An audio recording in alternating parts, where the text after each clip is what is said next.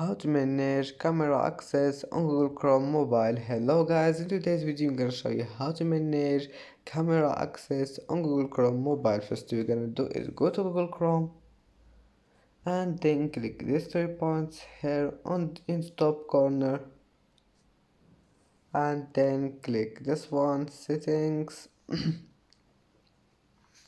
and then go down until you find this one, site settings, and now you'll find here camera.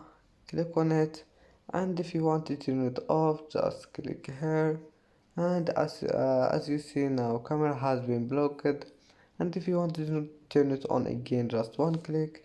And that's how to manage camera access on Google Chrome mobile. Please don't forget like and subscribe, and see you in the next video.